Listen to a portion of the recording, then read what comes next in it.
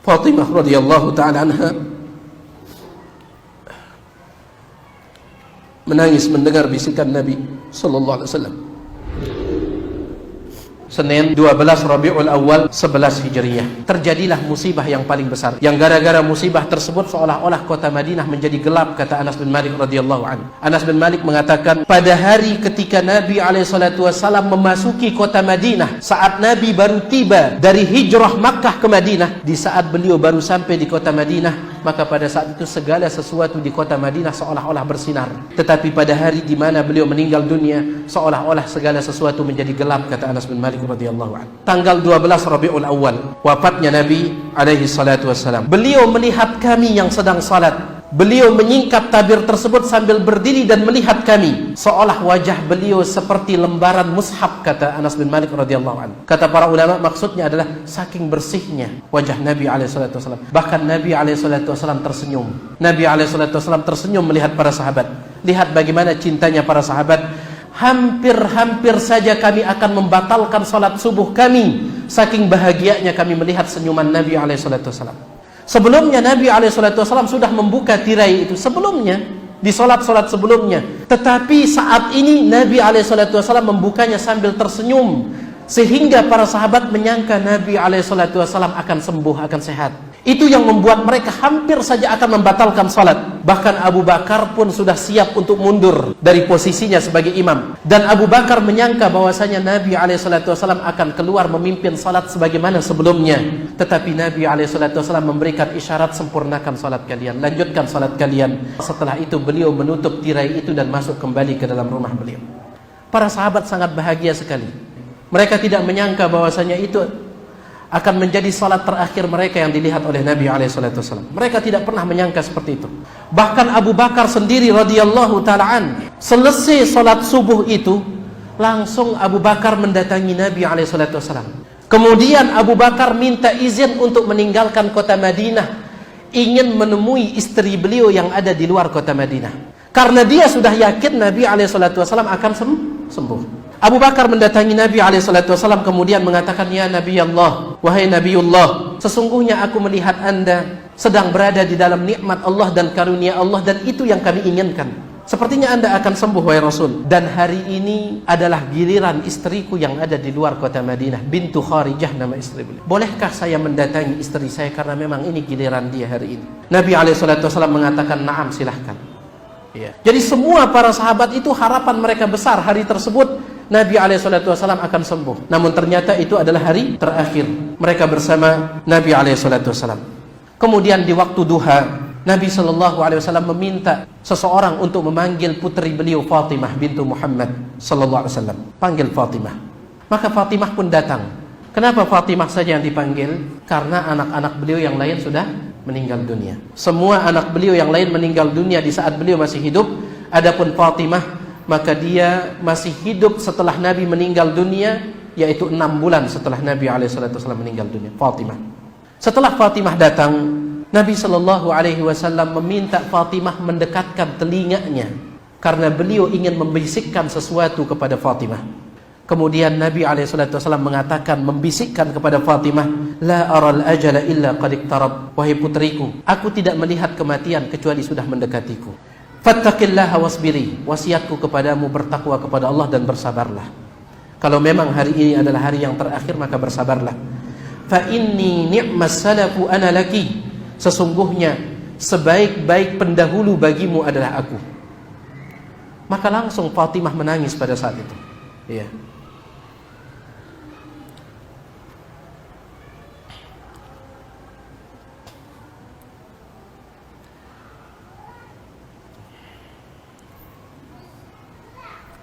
Baik. Fatimah radhiyallahu taala anha menangis.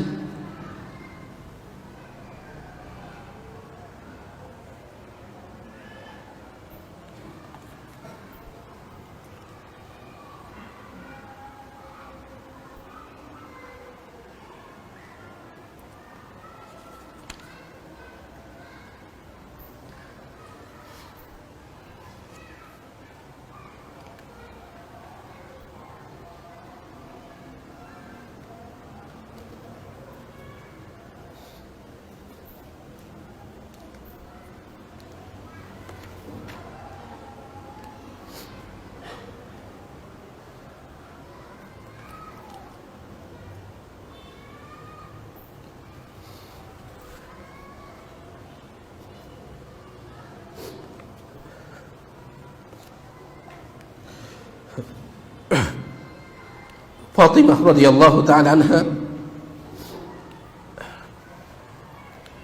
menangis mendengar bisikan Nabi sallallahu alaihi wasallam.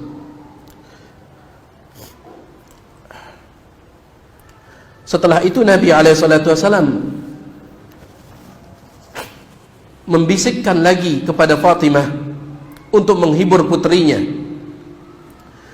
Kata Nabi alaihi salatu wasallam, "Ya Fatimah, ala tardaina an takuni sayyidata nisa'il mu'minin aw sayyidata nisa'i hadhihi al-ummah?" Nabi alaihi salatu wasallam mengatakan, "Wahai putriku, tidakkah engkau ridha bahwasanya engkau nanti akan menjadi pemimpin para wanita-wanita beriman, atau dalam riwayat yang lain menjadi pemimpin wanita dari umat ini?" Ini bisikan Nabi alaihi salatu wasallam yang kedua kepada putri beliau.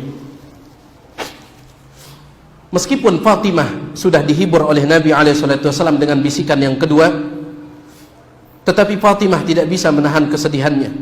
Dia tetap menangis. Apalagi ketika dia melihat Nabi alaihi salatu wasallam kesakitan, didatangi oleh sakratul maut. Kata Fatimah radhiyallahu ta'ala anha, "Wa karba abatah, sungguh berat sakitmu wahai ayahku." Rasulullah sallallahu alaihi wasallam mengatakan, "Laisa ala abiki karbun ba'dal yaum." Tidak akan ada lagi penderitaan atas ayahmu setelah hari ini.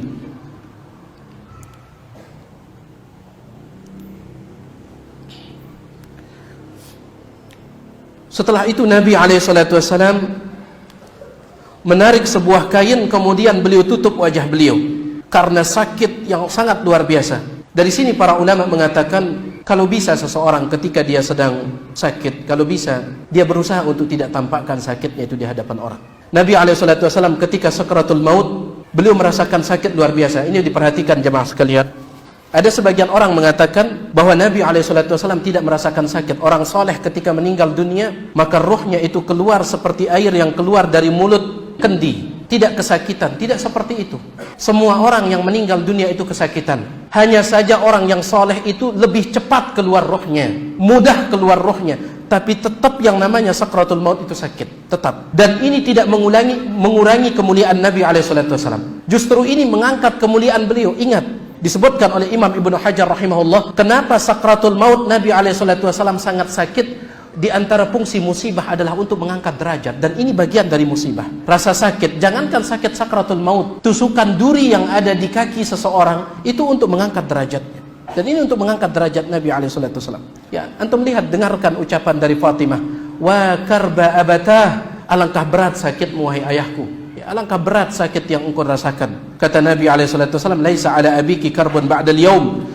Tidak ada lagi penderitaan atas ayahmu setelah hari ini. Kemudian Nabi SAW menutup wajah beliau dengan sebuah kain, ya, karena rasa sakit yang sudah tidak tertahankan. Namun apabila Nabi SAW merasa kesulitan bernapas, beliau singkap kain itu, lalu beliau mengucapkan, "Laknatullahi alal yahudi wan nasara ittakhadhu qubur anbiya'ihim masajid." Laknat Allah terhadap orang Yahudi dan Nasrani karena mereka telah menjadikan kubur nabi-nabi mereka sebagai masjid.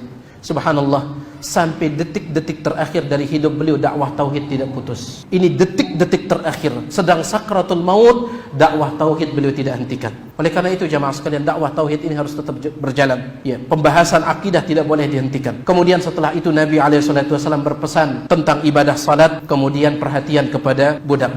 Kata Aisyah radhiyallahu ta'ala anha, "Inna min ni'amillahi alayya," termasuk di antara nikmat yang Allah anugerahkan kepadaku, anna Rasulullah sallallahu alaihi wasallam tuwfiya fi baiti. Di antara nikmat yang aku dapatkan, kata Aisyah, adalah Rasulullah sallallahu alaihi wasallam meninggal dunianya itu di rumahku. Wa fi yaumi, pas pada hari giliranku, wa baina sahri wa nahri, antara dada dan leherku. Karena Nabi SAW beliau sandarkan kepala beliau di tubuh istri beliau Aisyah radhiyallahu anha. Wa anna Allah jama'a baina riqi wa riqihi 'inda mautih. Dan sebelum beliau meninggal dunia, Allah kumpulkan air liurku dan air liur beliau.